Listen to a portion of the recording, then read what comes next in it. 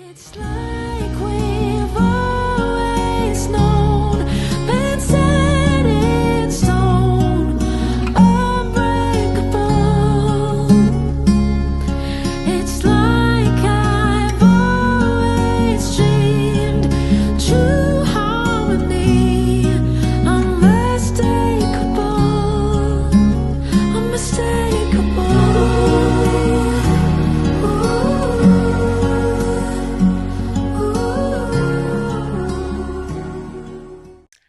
Hi, and welcome back to episode 9 of the H.E.R podcast. We have done a little rebrand. If you follow us on socials, you will have seen that the H.E.R is still the H.E.R, but actually what we stand for has slightly had a little change.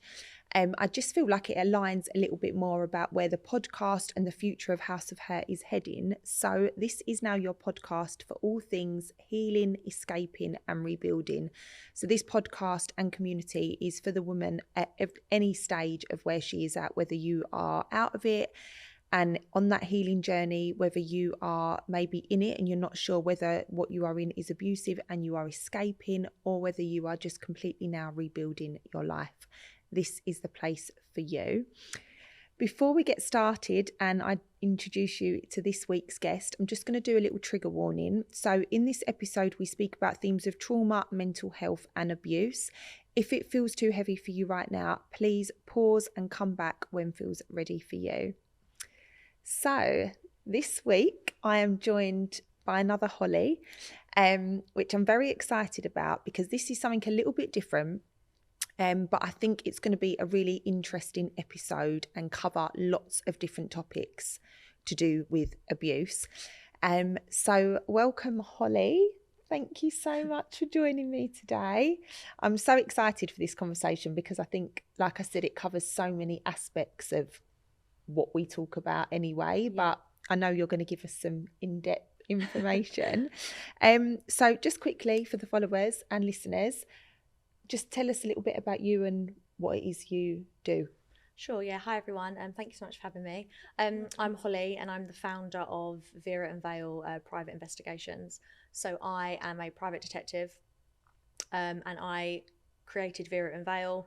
We're an investigation and intelligence consultancy, and we basically help people when they need clarity. When they need clarity over any sort of situation that they're dealing with. We provide a range of investigative services to help them on that journey of, gaining evidence should they need it, depending on whatever that may be. Yeah. And it's really, it's not often actually when I first found your page and saw it, I thought, oh, this is different. Yeah. What led you into that? Like tell us a little bit about your background and what kind of got you into that, because it is quite a different line of work, isn't it? People are always shocked whenever I kind of tell people what I do. They're always like, no way. It's it's a niche. It's niche. So my background, I think a few things have led me to where I am. It kind of goes back. When I was at uni, I studied criminology, so I've always had that interest, in like criminal minds, psychology, human behavior. That's so interesting. And within criminology, obviously studying it, we learn all sorts, but a lot of it is obviously abuse, human behavior, learning all about that. So I think my degree shaped an initial interest on a general level of crime and behavior and those kind of things. And I kind of grew the passion through the years at uni. And actually when I had left uni, so I got my degree, graduated, and upon leaving, I actually did my own research in domestic abuse, specifically emotional abuse, due to a variety of reasons. And what I did is I ran studies among the general public. Wow. And what I found was novel, which means it hadn't been found before. So my findings were novel in the field of domestic abuse. And that is what led for it to be published. I think it was at that point, obviously doing the research myself, finding what I found, that then really kind of like set the standard and the passion for what I was doing. The research focused on attitudes towards relationships, specifically emotional components of relationships, and how the attitudes of those actually affected people's behaviour within them, if that makes sense. So how, basically people's viewpoints and how they view things affect what happens when they're in them, if that makes any sense. And that was really interesting. Oh my God, I bet. So I think I did that, obviously found a passion for, again, human behaviour, attitudes, viewpoints on relationships, all that kind of thing. And after that, I actually stumbled into the police upon graduating. Because so you've got all angles here, which I've is got a what lot I going love. on. Yeah. So I spent some time in the police. It's a fairly new thing. If you've got a degree, you can go straight in as a detective. Oh, wow. Yeah. Can you? And that's what I did. So you don't have to go through the normal... No. If you've got a degree, it's called direct entry detective scheme. And that's what I did. Wow. I never really planned to go into the police. It was never, I never knew how I wanted to take what I'd studied and researched. Yeah. I just saw a job come up and thought, oh, that's quite cool. Like I can do it without having to do any of the other stuff. I can just go straight in. But amazing experience, either way, just to be inside and obviously, you know, get that hands-on what I'd studied, putting it into like first-hand seeing your viewpoint. It was really beneficial. So I spent some time in the detective offices. Typically, obviously, when you first go in, you'll put in the units that are volume, you know, volume crime, where they need people. And unfortunately, that's domestic abuse, right? Because it's so prominent. It's huge. So I saw that firsthand from an investigative point of view. And then subsequently, I actually also decided to do some time in response, which is in uniform.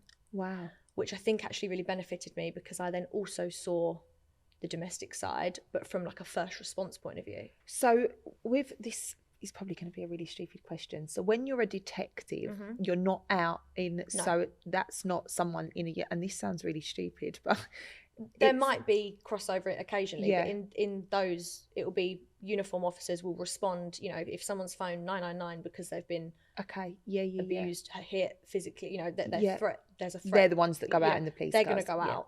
And then it will come through to the secondary investigator, who is the detective. Right, okay. So then take that on and investigate it. And they go on to do the work. The interviewing, the evidence building, you know, that kind of thing. Okay. When you're in uniform, it's that initial response to whatever it may be you've gone to. Yeah. So I experienced a bit of both. Wow. Which was great. Oh my God, because you've literally seen it from like all the angles. So it's gone from kind of studying it at uni to going on to do my own research to then actually responding to it. Yeah. On an initial basis, and also as a secondary investigator. And was you shocked going and seeing it firsthand? Yeah. Was it a bit of an eye opener to also what type of people that you come, because like I've said so many times, you have this image of what an abuser looks like, but I guess you going out to these, I can imagine it's literally people that you would never look at, like you would never family. Suspect. There's some people that everybody's so different, you know, and it crops up in everyday life, and that's what is so concerning and so prominent about it. It's not just this set of people that are victims or that go on to abuse or whatever it may be. It's you don't know who you're turning up to. So I spent time doing a bit of both. I finished my career in the police on response in uniform, and look, it didn't work out for me for several reasons, and that's nothing on the police. What an amazing experience for you in terms of what you're doing with your career, and obviously what's led you. I think it did exactly that. It led me to the parts that I took from it that I really enjoyed. There were aspects of it I didn't enjoy, and that's of course, just that's life, isn't it? But I met some, you know, amazing people in there, great connections, friends for life, you know, that shape what I do today, definitely. And I guess it's good to have those connections in what you do now. Oh God, yeah, you know, because there's, you know, it's not always about who you know, it's what you know, it's who you know a lot of the things time. Things change all the time, so to have that insight from a piercing perspective at all times is also really helpful. Amazing. So I left there after, you know, doing some time in both areas, and then I fell into the private sphere through some mutual connections that I knew. Because again, I didn't really know. I wanted to take, you know, the parts that I'd studied for, the parts that I'd researched, the parts that I'd then seen firsthand, and kind of combine it all together. So I fell into the PI world, the private investigative world, and I worked for a firm. So I spent, you know, a while working for another firm, And I really kind of skilled up in all levels of investigation, because obviously I have to, you know, make it clear that the PI world isn't just matrimonial. Yeah. We can investigate anything from background checks to vetting to fraud to anything. What a great person to know anything you need. No. So obviously a big proportion of it is relationship based. Of course. But I really kind of skilled up working for another company. I was self-employed with them anyway, but I really skilled up, you know, in all different areas. And I think I've always had an entrepreneurial mindset. I've always been quite driven in business. And I think because of the history of, you know, my background and the passion that comes with it, I really wanted to create something that was mine. And I was very strict with myself of what I wanted, how I wanted it to look, how I could help people. Love that. And that's kind of where it led me to then create Vera and Vale, which is obviously love that. I founded. And was there, so in terms of, because it's quite, you know, it's not often people go into, especially things with like abuse, unless, I hope you don't mind me asking, unless there is some sort of background where, you know, normally there is like a part of you that has been affected Exposed by to it and or, exposed to it, for you to focus on that area so much. Is there something in your life, was there a part that made you go down that road? I mean, funny enough, actually, it was the same time that I was studying, so it was my final year of uni, and also the same year that I went on to publish my own research. And I was inspired to do that because at the time, my mum, and I know she won't mind me sharing, was in a relationship. It was a long-term relationship that changed towards the end, which you see, don't you? You know, you kind of get with someone and you're not, you know, there's no signs of that, and then all of a sudden things start to change. Well, it's all the love button and all of that at the beginning as well. You never truly know someone, I suppose. And which is so scary, isn't it? Even to think in long-term relationships, like how people can never change, or know someone. You know, things come to the surface years down the line that you kind of wish you knew in the beginning, but you don't. So in my final year of university, she experienced in her relationship, the person she was with at the time was displaying traits of emotional abuse. It kind of got gradually worse and became more and more prominent. There was, you know, a lot of narcissistic behaviour going on, elements of coercive control, a lot of gaslighting, affairs. There was an affair involved as well, and all of that kind of shaped, you know, my passion to turn that into something that I could, you know, like yourself, turn something that was really negative into something positive. Lots of, you know, stonewalling, all the, like living on complete eggshells for those last few years of that relationship until it did end. Hard as a child, not that you're a child now, but you know, as a young adult, you know, someone whose parents going through that, to see that and to be a part of that, and how amazing that you've now turned that into like, and the things you've learned, because it must be amazing for your mum as well, you know, for everything that you've learned.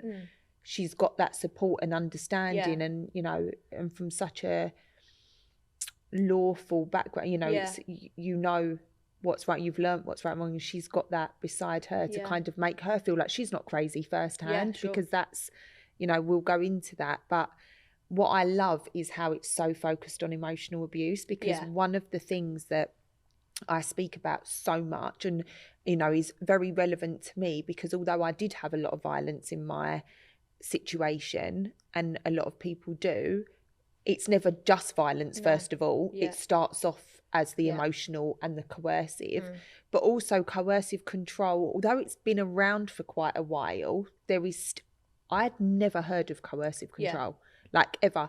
You know that things are not right, and you know things are a bit controlling, but I had never ever heard the term coercive control until he was charged with it. And I remember when he was charged with it, and at the beginning they were putting everything kind of under the coercive control bracket, and I was a bit like, what is it?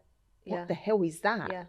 And he actually got charged. 2 of his charges were coercive control. One was non-violent, which covered all the emotional abuse and all of that, and then the second one was a year's worth of violence.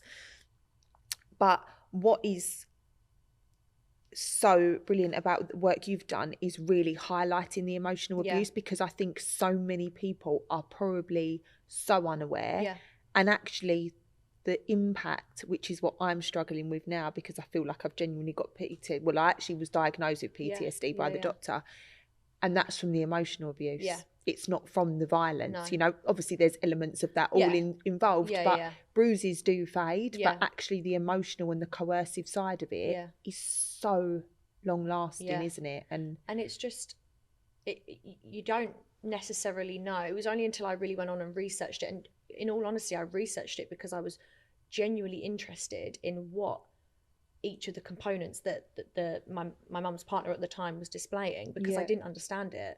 And that, because that, you know, at the time, as you say, coercive control is very difficult. It's difficult to prove. It's difficult to understand. There wasn't a lot of information about it, hence my findings being novel. They were the first of their kind when I did it, and a lot of that came from an intrigue, and not in a positive way, obviously. But, of course. You know, I mean, and what I focused on was certain traits that people display early on that then go on to potentially, and again, this isn't gospel, this isn't me saying that everybody displays these traits, of course, but there is, and from what my research specifically found, people that, you know, have severe lacks of empathy, and I'm talking like, you know, really severe lack to understand someone else's emotion. Manipulation was another one.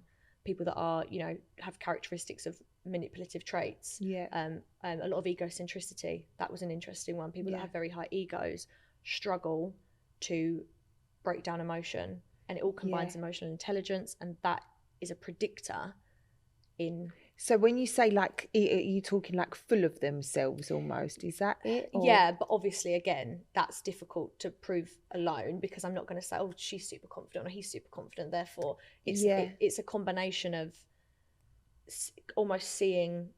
But I do get that a little bit, because not egotic, because my ex was quite.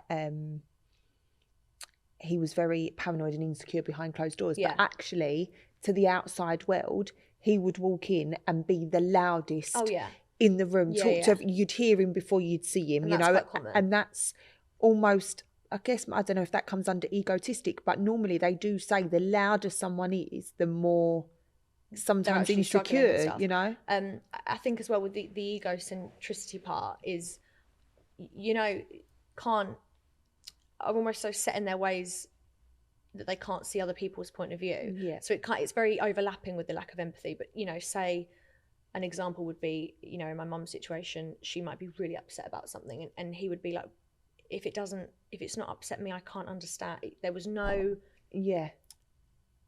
ability to see if you didn't feel it, how other people would feel and perceive it. And also understanding that people, you know, it's one of those things that, you know, just because it doesn't upset you doesn't mean that it won't upset someone else, and understanding and it was in my research, those components all together basically found that people that had those traits and couldn't see people's point of views, or couldn't empathize, or could only see what they were dealing with, would then go on to be a predictor of whether they were more likely to hold abusive viewpoints, or potentially go on and be abusive themselves. So what was the first one? So was it like over empathy? Lack of empathy. Okay. Yeah. So basically my research was tested against several characteristics. And there was loads, but the main ones were like emotional intelligence, a lack of empathy. What, and that's another thing. I'd never heard the word emotional intelligence, but I tell you what, I use it a lot now, because if someone comes to me and they've got no emotional intelligence.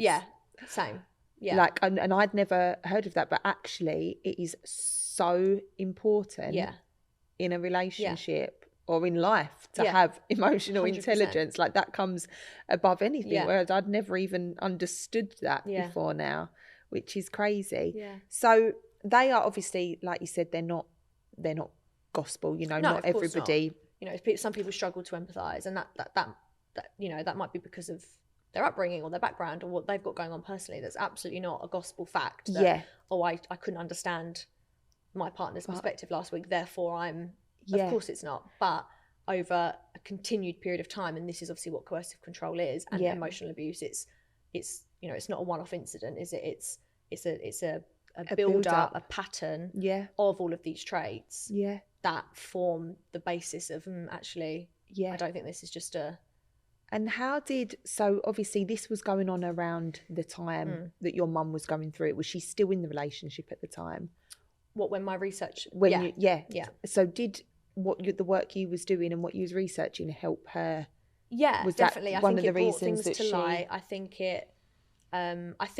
the relationship had already broken down at that point. Yeah. Unfortunately, we were in a situation where, due to the systems of courts and splitting up and all the financial stuff that goes with it, we were in a position where we couldn't leave until certain things had gone through. So I think prior to the research, it was already done. It was already done on both parts, I think. I guess it just backed it up for her that you're not crazy. Yeah, definitely. And I think that's, you know, I guess we might touch on it a bit after, but in terms of what you do and the biggest part of you supporting women in your findings and that work is so many times in abusive relationships, emotional abuse, whatever type of financial abuse, you are made to feel like you are crazy. And this is where your work comes in and just, I suppose, gives women that support that you're not, you know, we can show you not. And oh my God, it must be so satisfying. Yeah, I think, unfortunately, again, it's one of the components of it, isn't it? Emotional abuse. It's that,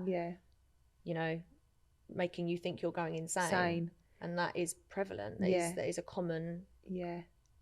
And but for them to then realise that they're not, and it's just like, obviously it's devastating that, you know, you go through these things and, you know, and obviously for them when the reality hits, it's hard, but it must be such an amazing feeling to know that you've helped someone believe in themselves and establish that they're what they're in is. And ultimately that is our job, and I always make this clear, you know, it isn't...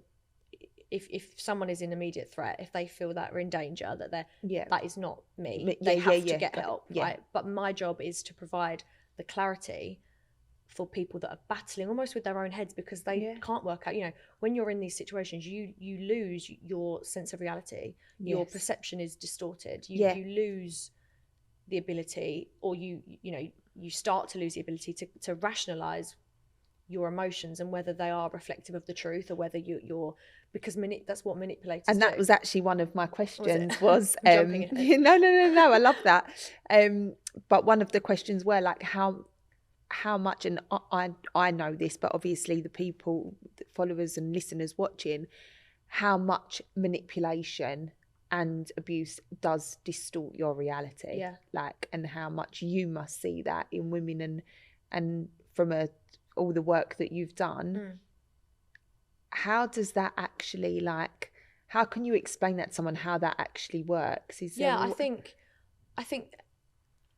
when you're in these situations, obviously you have to remember that a lot of these women and men, because of course statistically we're talking here that women are more likely to be a victim of domestic abuse, but it still does happen. Male victims that, you know, but if we're talking, you know, for the purpose of the podcast, you know, women specifically, these women haven't fallen in love with someone that they think is an abuser, obviously, because we don't go out looking for that, right? So when you're in a manipulative situation, you still care and love that person because you don't almost want to believe it, for one, and two, when there is manipulation involved, that is one of them. It's so powerful on your brain because you do genuinely start to think you're going insane. And when people call me and they might say, you know, I can help people with a range of services, but, you know, infidelity may be a big one, and they're being completely deceived that it's not happening and they're going insane. And sometimes it's even flipped on them, you know, that then I'm being accused, or it's so consuming. And they, you know, I get a lot of people that genuinely come to me and they say, you know, I don't know whether I'm right or wrong. But one of the biggest things I say as well in my field is that don't feel guilty for getting clarity. Because my job is to also disprove. You know, my job isn't here to let's catch everyone that's cheating. It's not that. It's to provide clarity, and my goal is to help the person that's called me. It's not to catch anyone out. It's not to... The person that's called me might be wrong. It's unlikely, but they might be. But it's really important that what I do gives them clarity either way. Because that is so powerful when you've got their mind at rest. When you've got the facts on the table, you can't argue with facts. You know, you can argue with your own head about, oh, but they love bombed me last night, but then we sat on the sofa and we watched a film together and we were fine, and then he did this and then he did that. But when there's facts on the table, whether they're accurate or not, that provides someone with so much clarity and the posture to then move forward in whatever direction they choose to take that. So that's what I would say with regards to manipulation. Getting the clarity isn't, because a lot of people feel guilty for getting clarity and phoning me. They do, of course they do. And it's also a little bit of like, if they are wrong, it's almost that questioning yourself. And I guess, you know, I think not 9 times out of 10 from my point of view, if facts are given and you're right, oh my God, it's amazing because I'm not going mad. But I can imagine, as much as it's peace of mind, you probably would feel a little bit, oh it's my difficult. God, why have I been thinking this? Why have I, but you know, but I guess then you move forward in your relationship in a different way. But no, typically, obviously, going back to your question with regards to the manipulation and the distortion, it's incredibly powerful how you doubt yourself. And I think, especially as women in society as well, we are, oh, you're sensitive, but you're just overthinking, it's the hormones, it's, you know. There's so many layers to it that people can use as, or men. But you do start, I think sometimes when I'm sensitive about things, I think, oh my God, sensitive. Am I due on? It's the first thing I think, what's the time of the month? What phase of the cycle are we in? That was a bit picky of me, you know. So but then you start to think, but was it? Even when you're not being manipulated, so let alone when you are, combined with all of that, it's difficult to navigate. And I also think, and I actually touched on this before, the good period of my life that I'm in, is I think when you have been in something that's quite traumatic, the part that I struggle with is learning what's a gut feeling and what's past trauma. And I feel like that for me at the minute is difficult. I actually cried on my Instagram about this today. Really? Because I feel like sometimes I think things and I just can't work out whether I'm going mad and what I'm feeling is so wrong, and it's just because when you've been through abuse, and you know, whether someone knows it or they don't know it emotionally in whatever way, you tend to, and I know this is something I struggle with, I tend to go into something now in whatever capacity that is, work, relationships, whatever, and almost assume the worst. It's like I'm hell-bent on finding something to prove that this isn't going to work. I'm not worthy. It's going to be wrong. And then I'm like, is that a gut feeling that I've got that's telling me something repeatedly, or is this just because my body is so used to trauma? I think with that, and I think my message to anyone that's experiencing that, because that is a very common feeling, not being able to trust yourself anymore. And I can't do that with anything. No. Like, I could be about to say something about the weather, and I would think, oh my God, what if I'm saying it isn't right, or I'm saying it wrong, or someone's going to think I'm saying it in this way, or should I say that or shouldn't I say that? Or making the smallest decisions is like the hardest thing, because I don't trust myself. I think with that, I think that's really common. And I think my perception on that and my advice on that in a relationship stance, if we're talking about trusting relationships and your gut with relationships, is, for my number one would be, behaviour will tell you everything you need to know. Okay. So behaviour of somebody will tell you everything. It's cliche, you know, about actions and words and all that. But someone's behaviour will demonstrate whether your gut is wrong or right. What they are physically showing you in their behaviour is what you need to think of as the fact. So, and give us an example. You know, the actions of maybe coming home late, or I'm talking in my field of infidelity and things like that. If you've got a gut, say we've got someone that thinks, I don't know whether I'm just overthinking, or behaviours will show you. So, and again, it might not just be that example, it could be anything, but someone's behaviour will demonstrate the fact that you're trying to find out. So if you're in a position where you don't think you can trust your gut, it's difficult. It's obviously easier said than done, but try remove the emotional aspect and just focus on what they're actually doing. That would either disprove or prove your concerns. Okay. And I had another point and I can't remember what I was going to say. So I do that all the time. I'm sitting here thinking, I can't actually. Oh, that was it.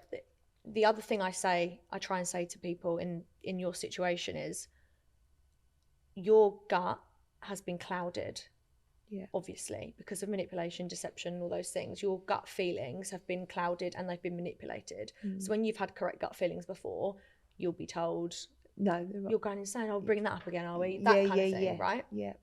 But you were never the abuser. So you were never the one that lacked the empathy. You were never the one that didn't have the emotional intelligence. Yeah. You were never the one that had all those issues. Yeah.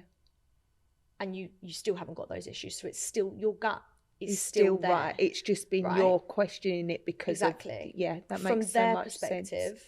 Their gut feelings aren't going to be right there because they don't have the emotional capacity to have that thought. They don't have the emotional intelligence, the empathy, but you've always had that. Yeah. And you have to find that again from before them. Yeah. Because it's always been there. It's always been there. Yeah. So yes, your gut feelings and your emotional capacity, your intelligence, you as a human, your sensitivities, your ability to empathize and do everything you're doing does not disappear. It just gets clouded. So over time, you just have to focus on unpicking it slowly, focusing on things that are behavioural so you can use it as fact.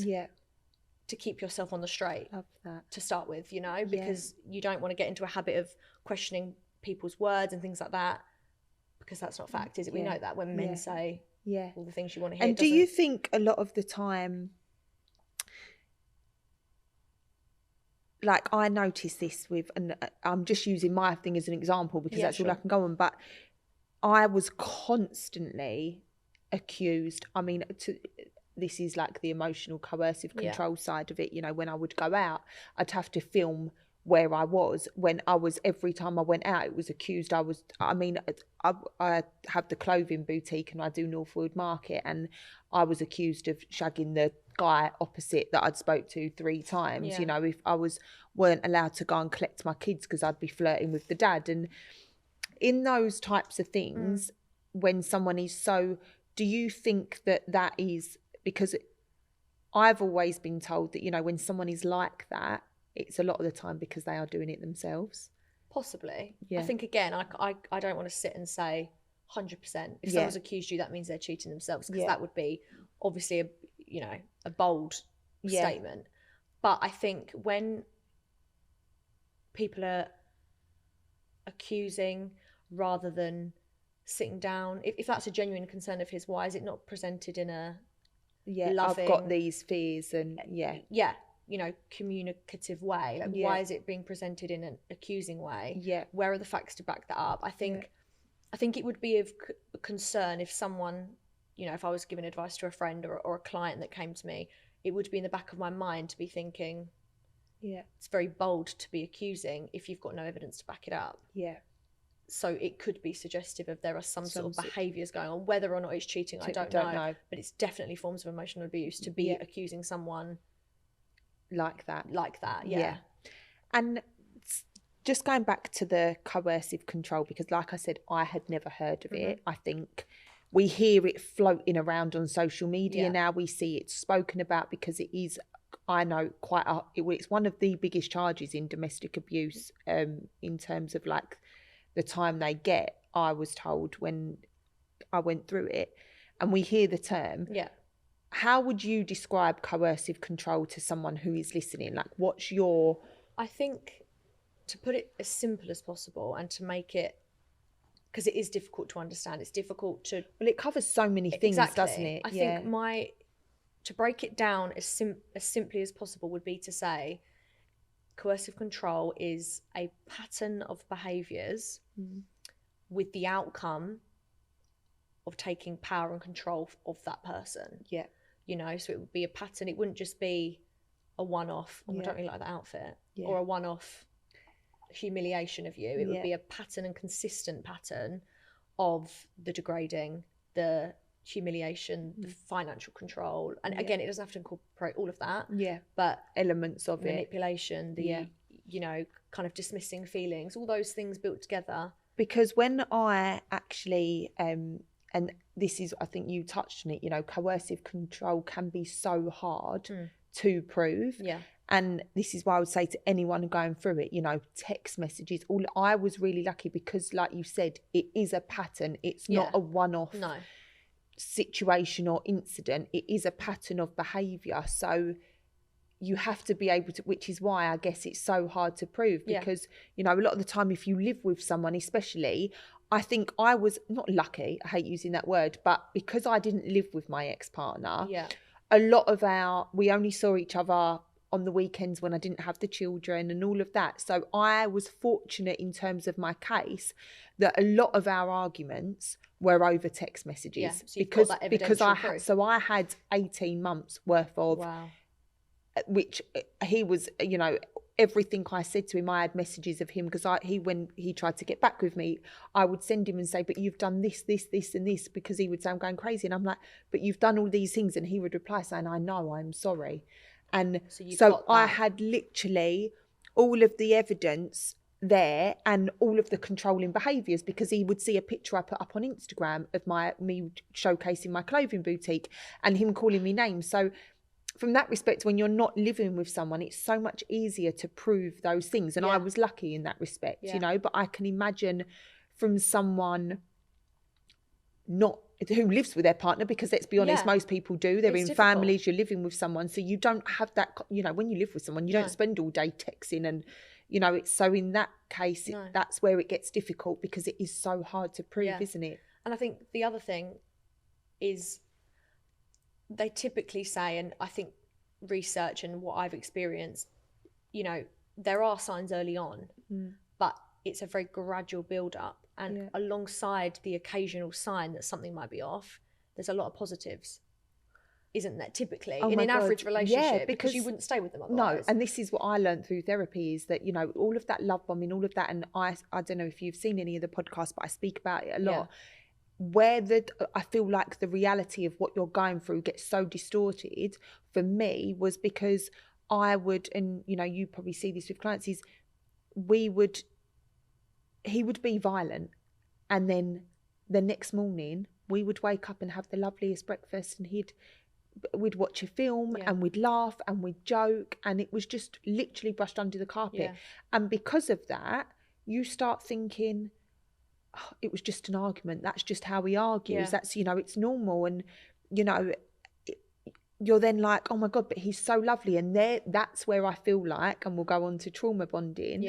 That's where that comes in, because you then become so, for me, it was like the only person who could make me feel better after after an incident would be the same person that was hurting me. I think going on to trauma bonds and stuff, I think one of the biggest things I see, and it's worrying because it's really hard to differentiate, and it's coupled with not even necessarily love bombing, but normal aspects of a relationship where there's a lot of care involved still, is what I see a lot is control that's disguised as care.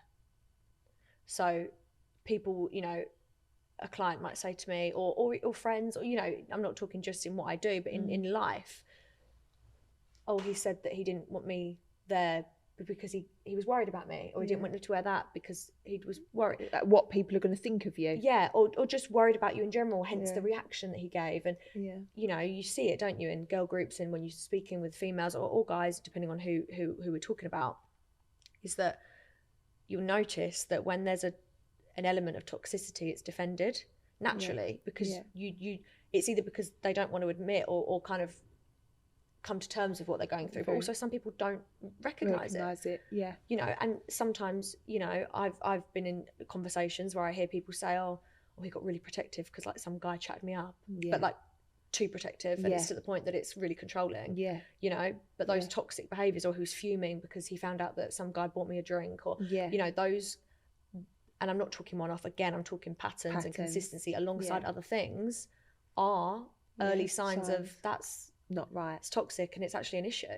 But some people think, oh, I'm kind of almost flattered, or maybe it means he really cares about me. It's mad. And there's a very blurred line, isn't there? Also I think there's a blurred line of, you know I've got friends that are in very healthy relationships, but their partner would still say to them, oh, you know, babe, I think, I don't know if they was wearing something that was really out there. And Yeah. I'm not saying that that's right. And, but I think it's the way you say it, and I know that healthy relationships where their partner might say, oh, that skirt's a bit short, for example, or something like that, or I don't know, any situation like that. But it would be said in a nice way. And I know I've got friends that would be like, well, I'm wearing it. Yeah, and they'd just be like, yeah.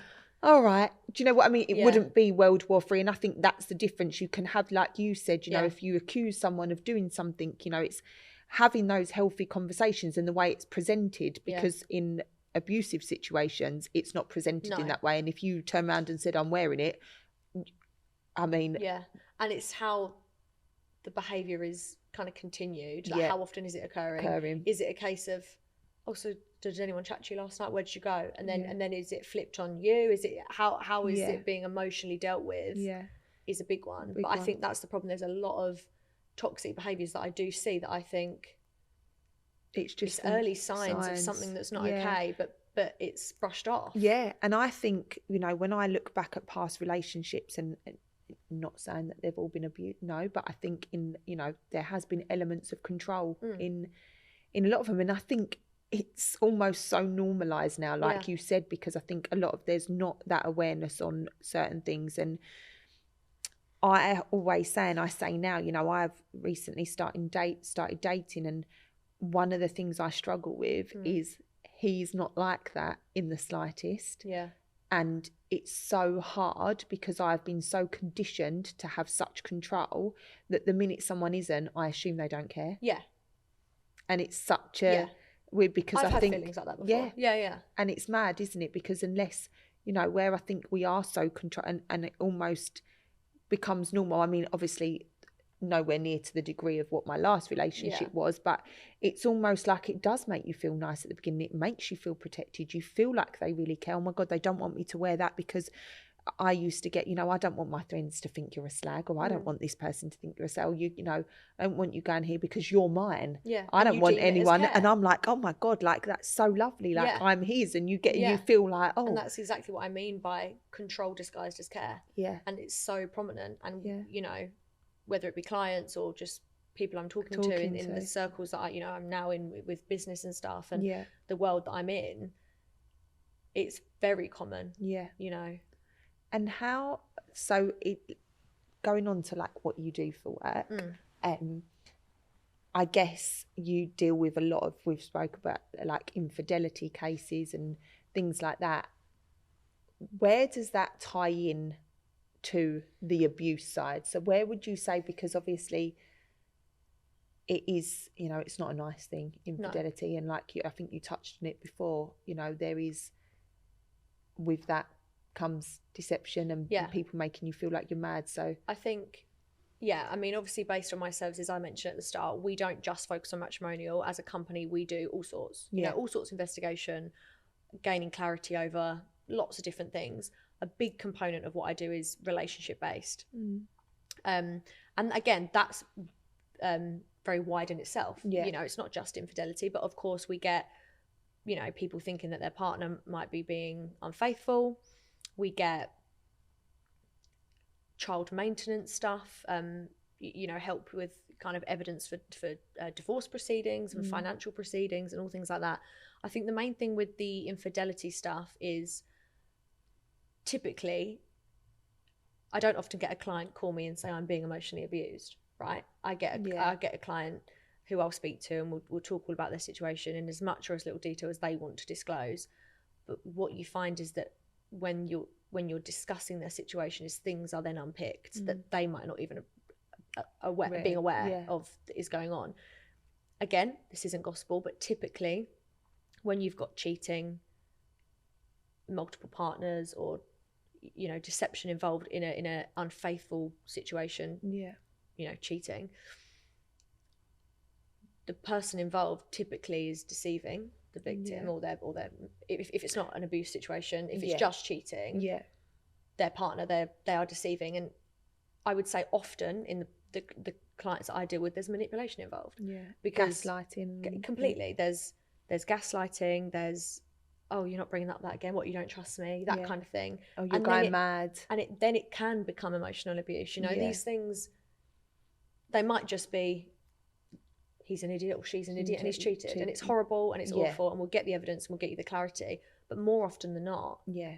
And more often than not, I guess in long term, you know, someone can go out and probably do something once and they've been an idiot and it's not nice and they're a prick, but it, you know, it does happen. But we're not going to say everyone that cheats abuses and all that, because that's just not reality. But I guess the longer it's going on for, and I guess probably when there's affairs and it's, you know, going out late and staying, and you are maybe questioning them, that's probably where a bit more of the abuse comes in. The more deception that it starts to come in, the more manipulation, the more the emotional side of, you know, maybe accusing back or dismissing feelings. And then again, if that is consistent, then you are starting to look at a pattern, aren't you? Which then comes in the emotional abuse.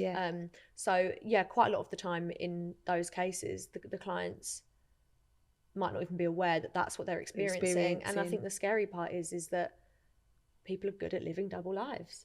If they're good enough to deceive about what's going on and convince you that it's not going on or that you're insane, I don't know how people have the time. No.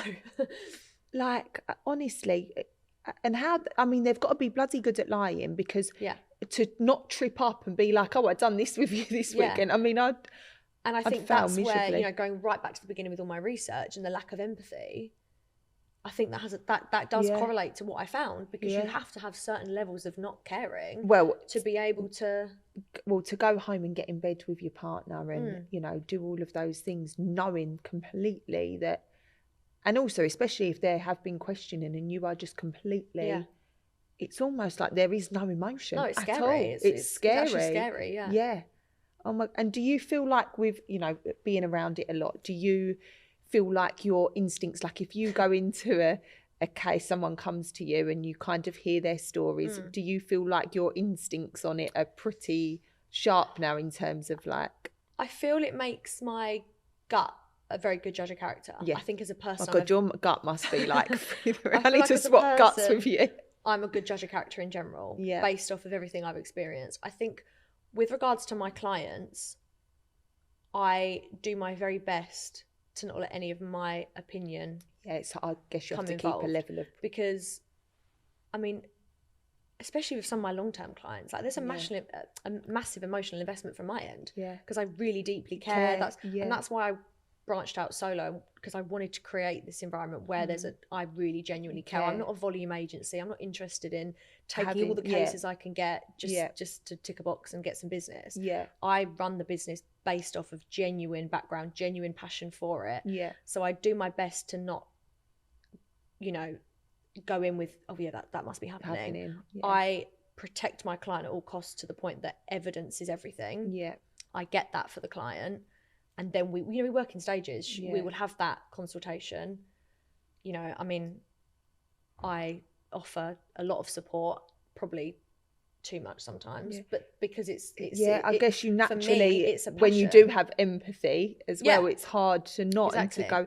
Would you, if someone, you know, like when we touched on the emotional abuse side of things, do you then, obviously, if someone, for instance, they found out, yes, they've been, you know, cheated on and they were proved right, and then you uncover the emotional abuse that has been taking place, is that a conversation that you have with them?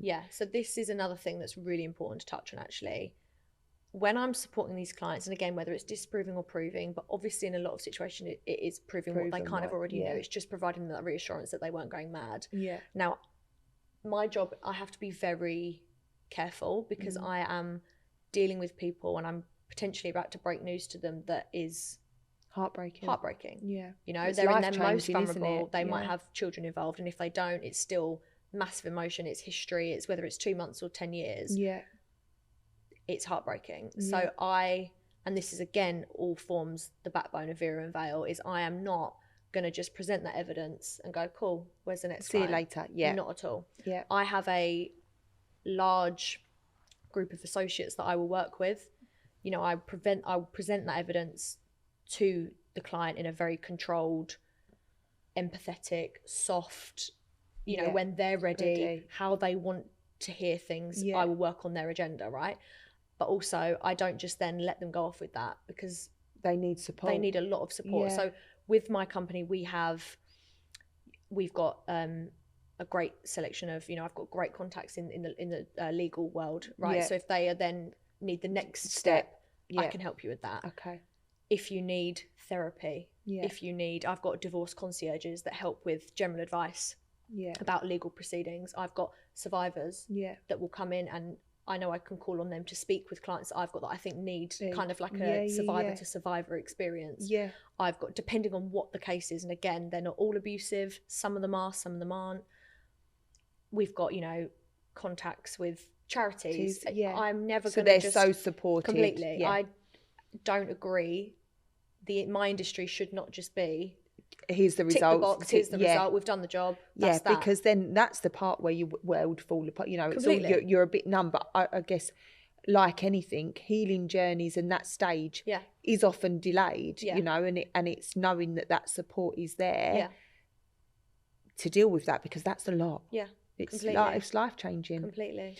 Just quickly, I want to touch on, because you mentioned about child support and helping people with things like that, because I know a lot of women that I speak to are financial abuse in all different aspects, but a lot of them are going through family courts, and a lot of what I see and hear is the same thing. Men, flash cars, living a lovely life all over social media, and not paying child maintenance, and the woman is left to quite physically, and it is an emotional abuse tactic. You don't want to be with me, I'm gonna, not saying in all cases obviously, but a lot of the time, it is like, I'm not good, because a lot of men see giving child maintenance as, I'm giving you money, that's not for my child. They see it as... So for the women out there in that situation, obviously I know you can't go into the legalities and whatnot of it, but you can help if someone is not getting child maintenance, but they know that partner, stuff is occurring that doesn't align. We can help with that for sure. And it's actually quite common. Well, it is. We know it is. And again, on men and female side, we do see it when male victims will come to us and are experiencing it. We offer services where we can support, if necessary, where you don't think things are aligning with financial disclosure and actually what is occurring. That is something we can assist with. And one thing I will also point out, and again, not just with that service, but something else that I pride myself on with the company, with what I've created and what I'm trying to do for people in their situations, is that I will not take on a job if I do not think I can help you. I will not, and I will do as much as I can for very little, or if not free to start with, because I don't agree with saying, yes, I can do that, yes, I can do that, taking money and then actually going, I actually couldn't prove anything. I will only take on, and I'll be really honest with clients, and I will do what I can initially to kind of scope out the investigative level that we can work with as to what we can get you, and I will try my best to be as transparent with what we can get, because there are always, in certain situations, things that some people are just too good at hiding, and that's just being honest. Some people might sit there and say, oh, we'll find out everything, we'll uncover everything. That's not possible, and that's not what someone needs to hear in their most vulnerable, because if anything, they're going to be more hurt. It's just another whack, isn't it? And another so I do offer a lot of free support. I will do what I can on that level to kind of suss out what I can before we actually commit to an investigation if I can't take it on. That's amazing. I mean, I think your work is just, I think because as well, you've got all the aspects of it, you've been through it personally, so you understand it on that level because you've lived through it. You've obviously done all your studying and degree. Then you've worked in the bit, so you've literally got like a little bit of everything. Bit of everything. So for someone who is listening right now, who may feel a bit confused, and may feel, that they can't put their finger on something, they're feeling a little bit, is it they can get in contact with you and have that conversation, so they could have like a conversation for free, completely, and come to you. So completely, that's what I'm here for, right? I'm here to provide clarity, and whether that's just a conversation you need to have with somebody, me, I will do that. If we think, okay, we need a little bit more here, we need to do a little bit of investigation, like I said, my goal is to provide the person I'm dealing with the clarity. It's not about catching people out. It's not about running these massive investigations. It's about clarity for the person that needs it. And like you said, in whatever aspect, whatever whether aspect it's that might hopefully it's not true, exactly, and you can just be rest assured that it's not. And and my message again would be that if you are feeling confused, there is nothing wrong in taking the steps to not feel that way. You shouldn't feel guilty. You shouldn't feel any way about trying to get clarity in your situation. If anything, it's the healthiest way to go about it. Because you're not going to ruin your mental health by going down this rabbit hole that might be incorrect. And equally, you're not going to be more and more exposed to something that is harming you or is you know. And also, you're not going into something, you know, we could all go into it's screaming and shouting, accusing and doing that, and potentially, if it is quite an abusive relationship anyway, and there is signs of emotional abuse, putting yourself in quite a dangerous situation. So this way, you know, there's factual clarity, whether it's proving it, disproving it, and that can't be argued with.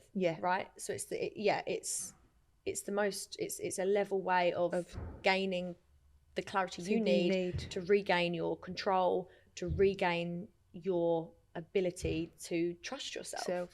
And it's only, you know, it only takes a few things to think, no, I knew I was right, to actually start really believing in yourself again. And when you believe in yourself, when you can love yourself again and put that into you become a much more powerful individual to stand up and say, I knew I was right, or and I do think, you know, in terms of like, I do think, you know, that gut instinct, not always, but a lot of the time he's right. And I think it's the same sort of thing, you know, when you're questioning whether you're in an abusive relationship, it's almost like if that feeling's there, then something generally isn't right. But if you've got that feeling, this is the way to kind of, if it is in terms of infidelity and things like that, it's getting clarity, and also then understanding that, like you said, a lot of the time that is mixed in with and things come to light, don't they, when other things that you know, when you get the evidence that, oh gosh, they were living a double life. The last 6 months of him gaslighting, that then becomes gaslighting, because you now are aware that it was gaslighting. You know, sometimes it's like with my mum, sometimes it's not till you step back and out of it that you think, gosh, that, you know, of what you experienced and how you were feeling was a result of emotional abuse. And what I think, I don't know if you previously mentioned it, I think we touched on it, in terms of like those early signs, so not like the traits of someone, but in a relationship, what are the early signs that people can look out for in terms of like emotional abuse, would you say? Or what would you think are the...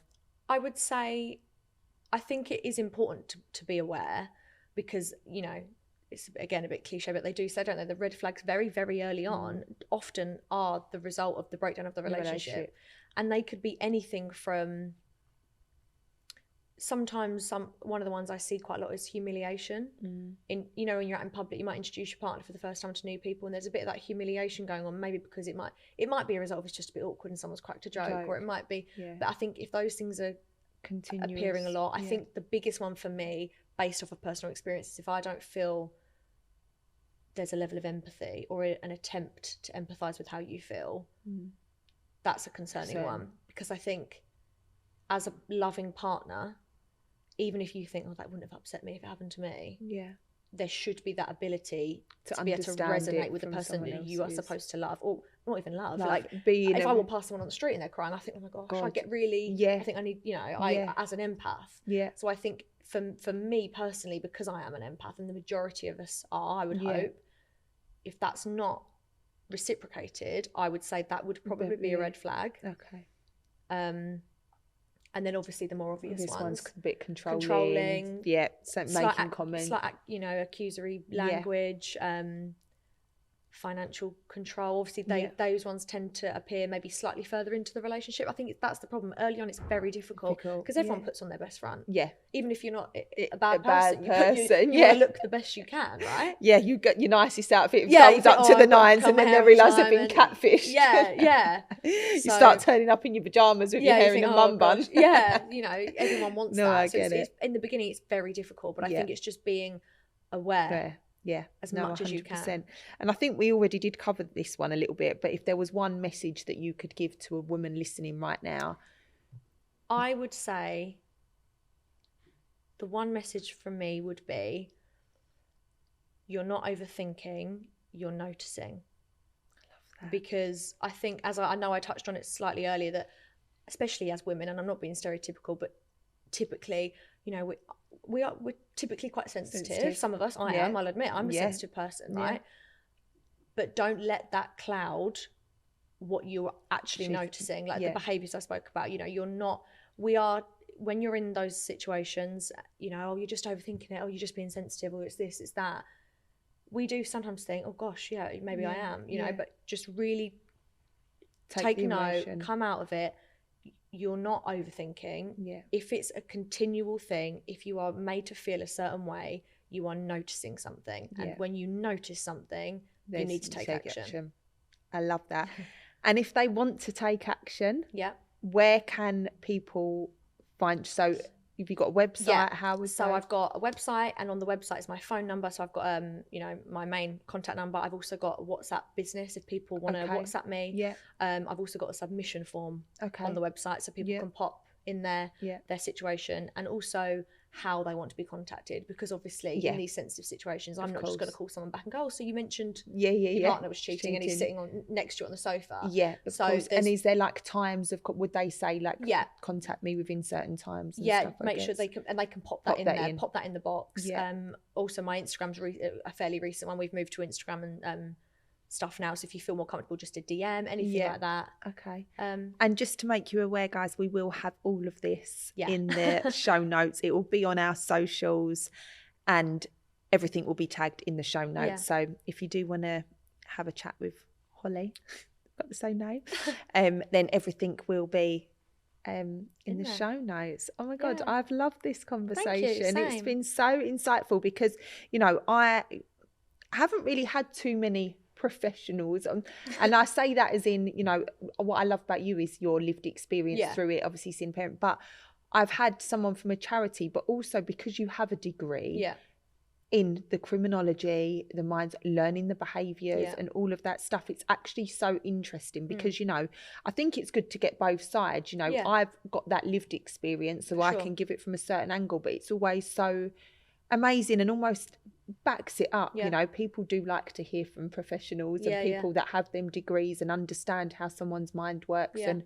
how abuse and emotional abuse, coercive control and all of that comes in. So I think this is going to be a great and help a lot of people. I hope so. And I hope you can, hopefully, you know, ladies, if you want to reach out, give some clarity. Please feel free, because that's what I'm here for. And ultimately, everybody, you know, one last message is everybody deserves to feel safe, right? Whether that's, you know, everyone deserves to go home, and whether that home is a person or a physical home. No one should go home to walking on eggshells, or to, you know, fear of violence or fear of losing themselves emotionally because of what they're going through. Everybody deserves to feel safe no matter their situation. So that's what I'm here for. Thank you. I've loved that. What an amazing chat. Oh my God, thank you so much for coming. And I'm sure we'll be in touch anyway. But thank you so much for joining us on today's episode. As always, if you are not personally affected by something we have spoke about in this podcast, but you know someone who could benefit from it, please make sure to like, follow, subscribe, share my details, share Hollie's details, and leave us a review. And I will see you in the next episode. Thank you so much.